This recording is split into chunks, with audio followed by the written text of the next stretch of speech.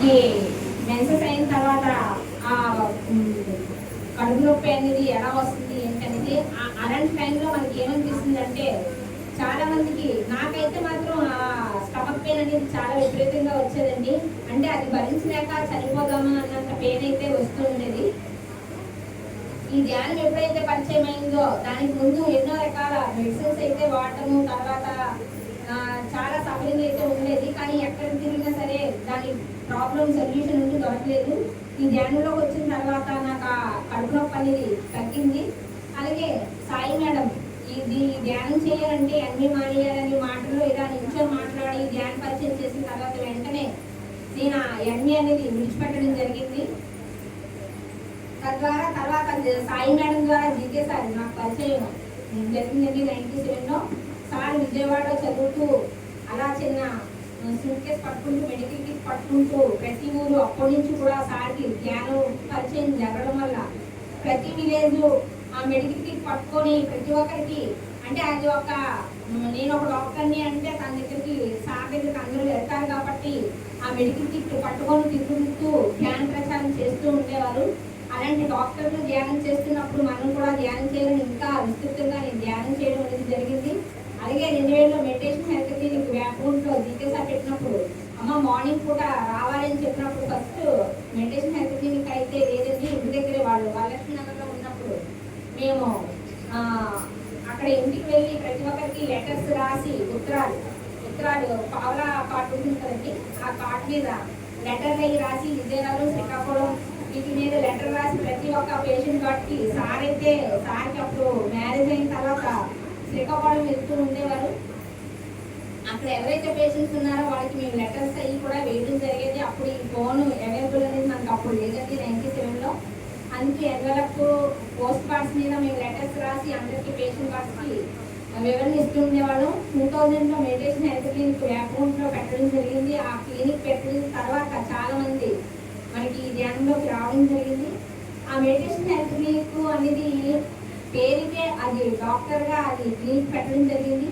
అందులో అన్నీ కూడా పిరమిడ్స్. సార్ ప్రతిదీ కూడా ఎక్స్పెరిమెంట్ చేస్తూ ఈ ధ్యానాన్ని ఎలా మనం పేషెంట్కి ఏ విధంగా మనం తీసుకెళ్తాం ముందుకు అనేది దాని మీద ఆ సెంటర్లో అన్నీ కూడా పిరమిడ్స్ సెట్ చేశారండి.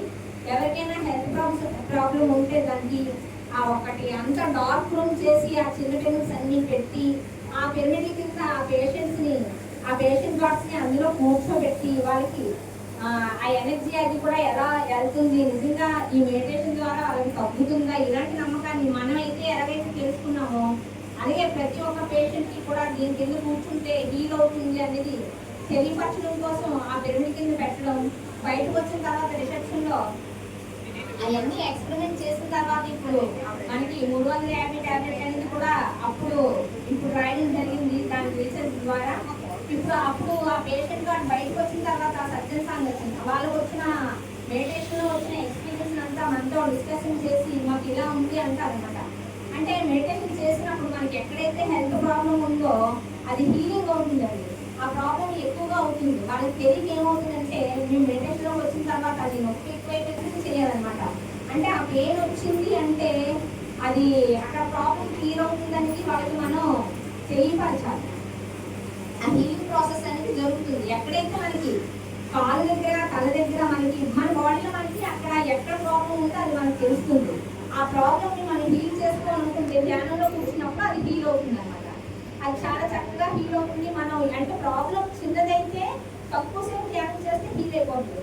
మనకి ధ్యానంలోని తలనొప్పి నుంచి క్యాన్సర్ వరకు కూడా మనం తగ్గించుకునే కెపాసిటీ మన దగ్గర ఉంది. ఎందుకంటే ప్రతి జంతువుకి కూడా మనకంటే డాక్టర్స్ ఉన్నారు, అలాగే జంతువులకైతే డాక్టర్స్ ఉన్నారండి.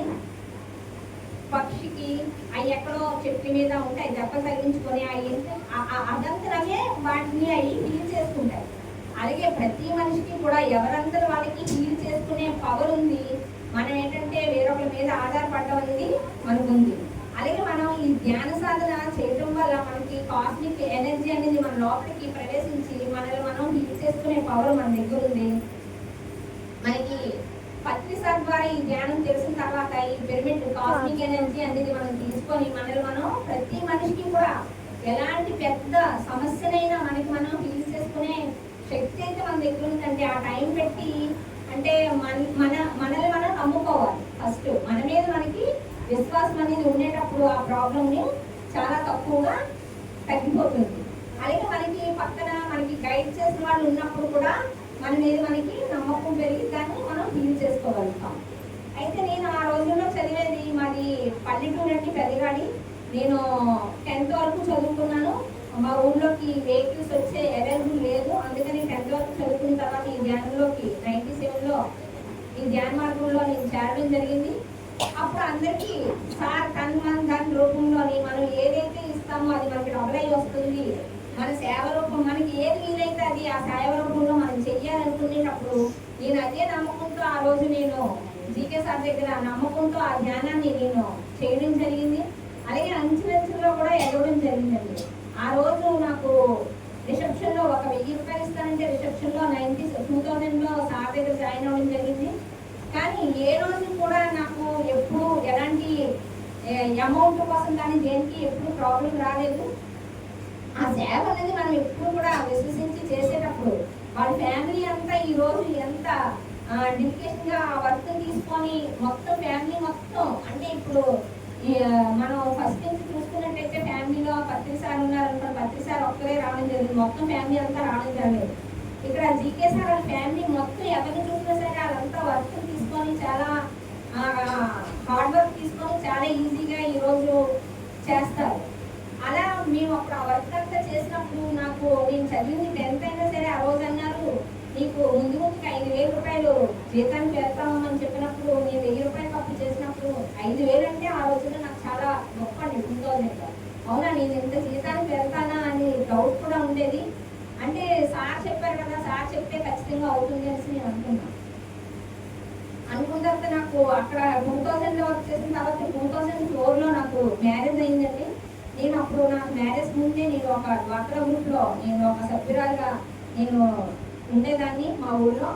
అదే ఊళ్ళో నాకు మా మామయ్యగారు అబ్బాయితో నాకు మ్యారేజ్ అయిన తర్వాత అదే సంఘంలో గ్రూప్లో ఉండడం జరిగింది.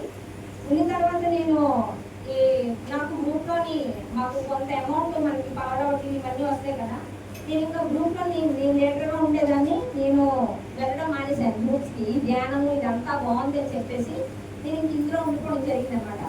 అప్పుడు మీరు ఎలాగైనా ఉండాలని చెప్పినప్పుడు నాకు ఈ స్పిరిచువాలిటీలో ఉండేటప్పుడు మళ్ళీ బయట కూడా నాకు ఎందుకు అనుకునేటప్పుడు మళ్ళీ నాకు ఏది వచ్చినా సరే సార్ని నేను అడుగుతాను, సార్ నాకు ఇలా పిలుస్తున్నారు వెళ్ళాలా అంటే ఖచ్చితంగా వాళ్ళు ప్రాపంచికంగా వాళ్ళు నేను కోరి ఉండి నేను పిలిచేటప్పుడు నువ్వు వెళ్ళాలి తప్పదు ఆచరణ